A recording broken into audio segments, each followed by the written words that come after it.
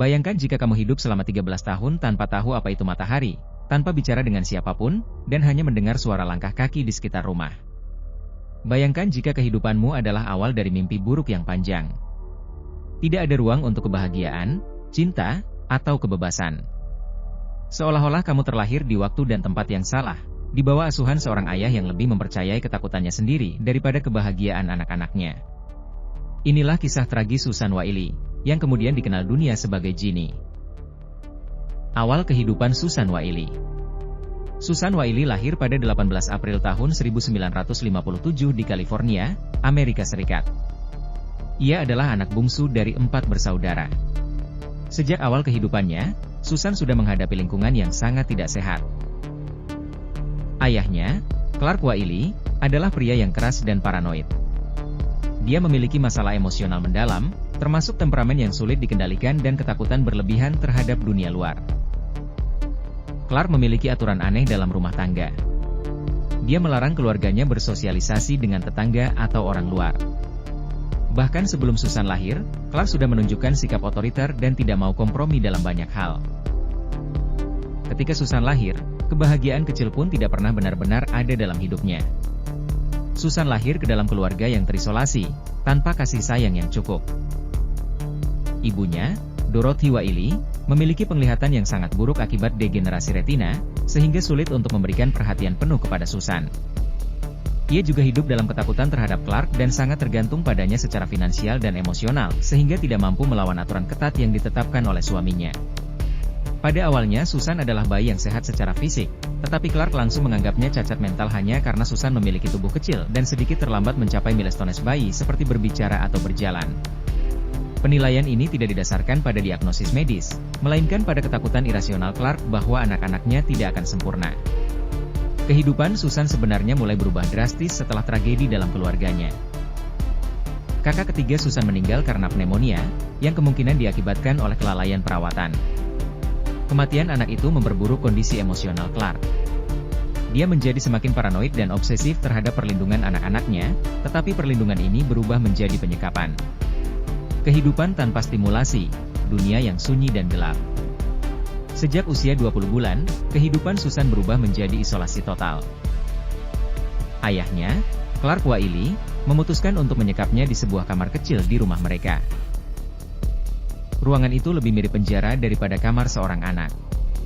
Jendela-jendela selalu tertutup rapat dengan tirai, hampir tidak ada cahaya matahari yang masuk karena jendela dilapisi dengan aluminium foil untuk memantulkan keluar cahaya matahari, membuat kamar itu gelap sepanjang waktu.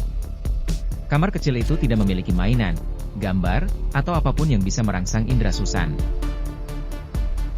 Dindingnya kosong, tidak ada warna cerah atau benda menarik untuk dilihat. Tidak ada radio, buku cerita, atau suara musik. Satu-satunya suara yang kadang-kadang terdengar adalah dengungan samar dari televisi di ruangan lain, tetapi itu pun jarang terjadi. Karena kurangnya interaksi, Susan tidak pernah belajar berbicara. Dia hanya bisa membuat suara samar seperti geraman atau bunyi napas berat, karena dia tidak tahu cara menggunakan lidah dan pita suaranya untuk berbicara. Selama bertahun-tahun, Susan hidup tanpa kasih sayang, tanpa interaksi sosial, dan tanpa kesempatan untuk mengeksplorasi dunia. Hal ini membuatnya kehilangan kemampuan dasar manusia, seperti berbicara, memahami emosi orang lain, atau bahkan mengenali dirinya sendiri di cermin. Kisah penyekapan Susan Waili. Kisah penyekapan Susan Waili dimulai ketika dia berusia sekitar 20 bulan, di awal tahun 1960-an. Ayahnya, Clark Waili, memutuskan bahwa Susan harus diisolasi dari dunia luar. Keputusan ini bukanlah tindakan spontan, melainkan hasil dari pandangan Clark sepenuhnya berasal dari delusinya sendiri, tanpa dasar medis atau psikologis. Sejak saat itu, Susan menjalani hidupnya di sebuah kamar kecil di rumah mereka yang berukuran sekitar 3x3 meter. Clark menyusun rutinitas yang sangat ketat dan kejam untuk Susan. Di siang hari, Susan diikat ke kursi toilet yang telah dimodifikasi. Kursi ini dilengkapi tali kain yang membatasi gerakannya, sehingga dia hanya bisa duduk diam selama berjam-jam. Ketika Susan diletakkan di kursi tersebut, pemandangan satu-satunya adalah dinding kosong. Di malam hari, usai siang yang melelahkan, Susan dipindahkan ke tempat tidur bayi yang juga telah dimodifikasi. Tempat tidur ini dilapisi kawat logam di bagian atas, sehingga menyerupai kandang. Clark memastikan bahwa Susan tidak memiliki kesempatan untuk bergerak bebas, bahkan saat tidur. Selama bertahun-tahun, Susan tinggal di kamar dengan jendela yang selalu tertutup rapat dengan tirai tebal. Cahaya matahari nyaris tidak pernah masuk, membuat ruangan itu terasa gelap dan pengap.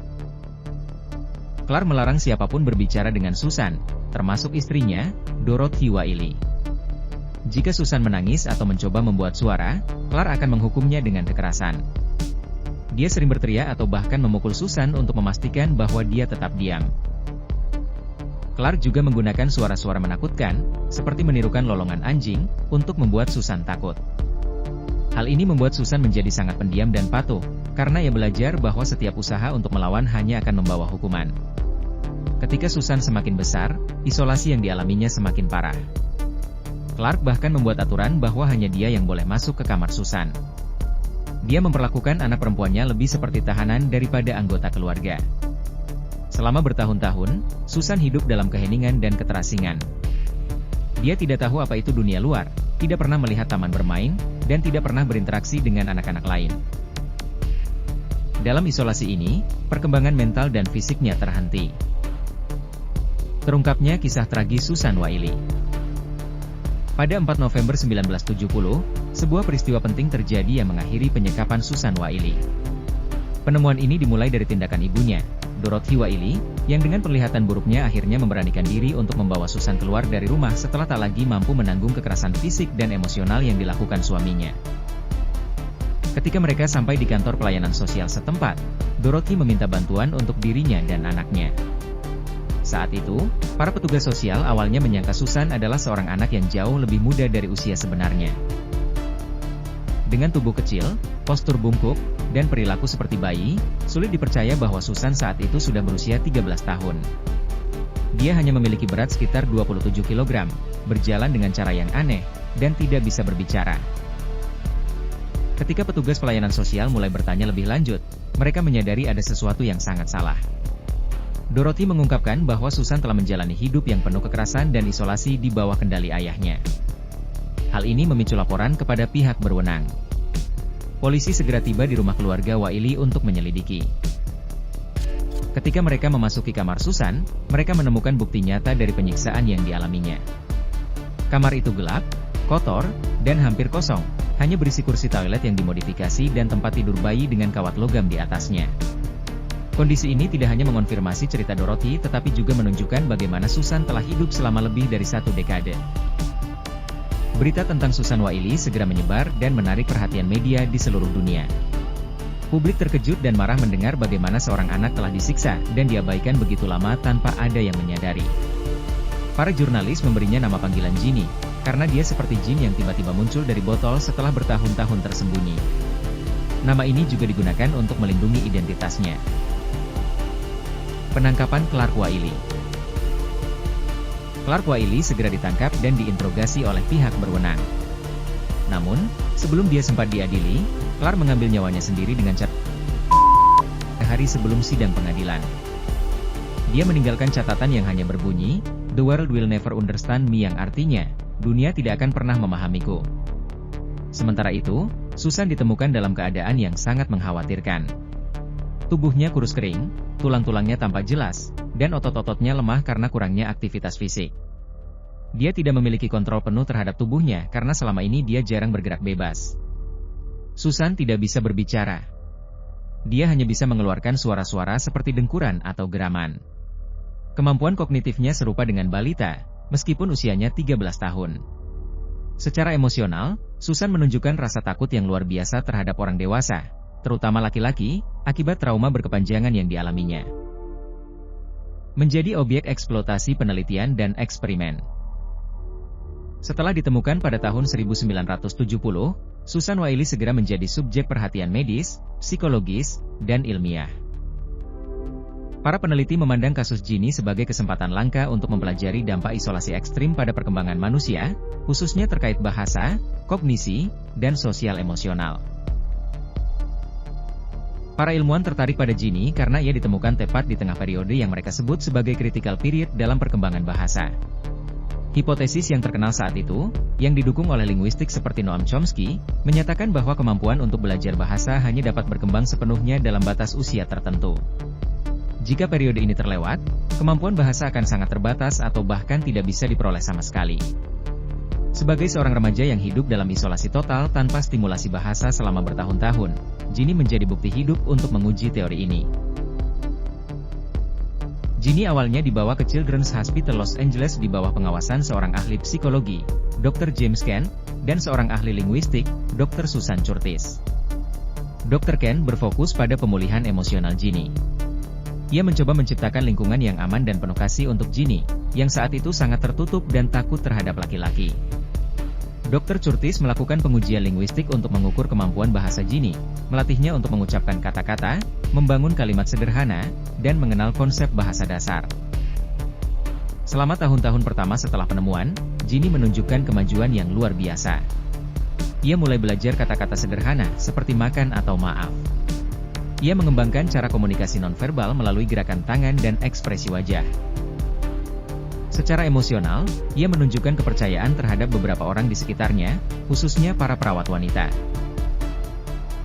Sayangnya, fokus penelitian terhadap Ginny tidak selalu selaras dengan kebutuhan emosional dan pemulihannya sebagai individu. Ginny dipindahkan ke beberapa lokasi tinggal berbeda selama eksperimen berlangsung, termasuk rumah peneliti utama, Dr. Jim Butler, dan rumah asuh yang dikelola oleh perawat lainnya. Selain itu, banyak yang merasa bahwa para peneliti lebih tertarik pada hasil penelitian daripada kesejahteraan Ginny. Sebagai contoh, Ginny seringkali dihadapkan pada situasi stres untuk mengamati reaksinya, tanpa memikirkan dampak emosional jangka panjang. Pergantian tempat tinggal yang terus-menerus juga membuatnya kehilangan rasa stabilitas. Konflik internal juga terjadi di antara tim peneliti. Salah satu perdebatan utama adalah apakah Ginny seharusnya diprioritaskan sebagai pasien yang butuh pemulihan, atau sebagai subjek eksperimen ilmiah. Pada tahun 1975, penelitian terhadap Ginny dihentikan setelah pendanaan dari National Institute of Mental Health, atau yang disingkat NIM, tidak diperpanjang. Dalam laporan akhir mereka, NIM menyatakan bahwa penelitian ini gagal mencapai tujuan ilmiahnya dan menimbulkan pertanyaan etis yang serius. Kehidupan akhir Ginny, ketidakpastian dan isolasi baru. Setelah penelitian terhadap Ginny dihentikan pada tahun 1975, nasibnya menjadi semakin tidak menentu.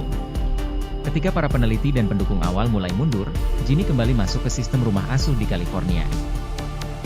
Namun, lingkungan ini jauh dari ideal bagi seorang yang telah mengalami trauma luar biasa seperti dirinya. Ginny berpindah dari satu rumah asuh ke rumah asuh lainnya, seringkali tanpa perawatan khusus yang sesuai dengan kebutuhannya.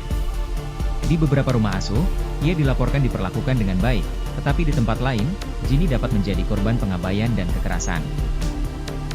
Pengalaman ini memicu trauma baru yang memperparah kondisinya, membuat kemampuan sosial dan bahasanya semakin menurun. Salah satu pengalaman traumatis terjadi saat Ginny ditempatkan di rumah asuh yang sangat keras. Di sana, dia dilarang berbicara atau berkomunikasi, menciptakan kembali kondisi isolasi yang pernah ia alami selama masa kecilnya.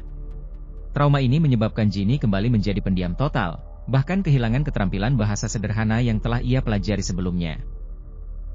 Pada akhir 1970-an hingga awal 1980-an, kondisi Ginny semakin memburuk. Kesehatannya menurun akibat kekurangan perawatan medis dan nutrisi yang memadai. Pada pertengahan 1970-an, ibu Ginny, Dorothy Waili, mengambil langkah hukum untuk mendapatkan hak asuh atas Ginny. Dorothy mengklaim bahwa peneliti dan pengasuh telah mengeksploitasi anaknya selama bertahun-tahun dengan alasan ilmiah. Dorothy memenangkan hak asuh sementara, tetapi hubungan ibu dan anak ini tidak berjalan baik. Karena keterbatasan fisik dan emosionalnya, Dorothy tidak mampu merawat Ginny dengan baik. Akhirnya, Ginny kembali masuk ke sistem perawatan negara. Di mana Ginny sekarang? Saat ini, Ginny hidup dalam ketidakjelasan di fasilitas perawatan untuk orang dewasa dengan kebutuhan khusus di California Selatan. Ginny tidak lagi menjadi sorotan publik, dan sangat sedikit informasi tentang kehidupannya yang tersedia. Hal ini dilakukan untuk melindungi privasi dan keamanannya setelah bertahun-tahun menjadi subjek eksploitasi. Berdasarkan laporan terakhir, Ginny sekarang berusia lebih dari 70 tahun. Dia hidup dalam kondisi yang tenang tetapi tetap bergulat dengan efek jangka panjang dari trauma masa kecilnya. Cahaya kecil di tengah kegelapan. Meskipun Genie tidak pernah menjalani kehidupan normal yang ideal, beberapa orang yang pernah bekerja dengannya mengingatnya dengan kasih sayang. Mereka menggambarkan Genie sebagai individu yang memiliki rasa ingin tahu yang besar, meskipun tidak terucapkan, dan senyum yang tulus di tengah semua penderitaannya. Kisah Genie adalah pengingat yang menyayat hati tentang dampak trauma dan pentingnya kasih sayang dalam kehidupan manusia. Di balik statistik dan penelitian, Genie adalah seorang individu, seorang anak yang pernah merindukan pelukan hangat, kata-kata lembut, dan dunia yang penuh warna. Mungkin kita tidak bisa mengubah masa lalunya, tetapi kita bisa belajar dari ceritanya untuk lebih peduli, lebih memahami, dan lebih melindungi mereka yang tak mampu bersuara. Setiap anak berhak tumbuh dengan cinta, kebebasan, dan harapan. Mari kita jadikan cerita Genie sebagai motivasi untuk menciptakan dunia di mana tidak ada lagi anak yang merasa sendirian dalam kegelapan. Karena di tangan kita, ada kekuatan untuk memberikan terang bagi mereka yang paling rapuh.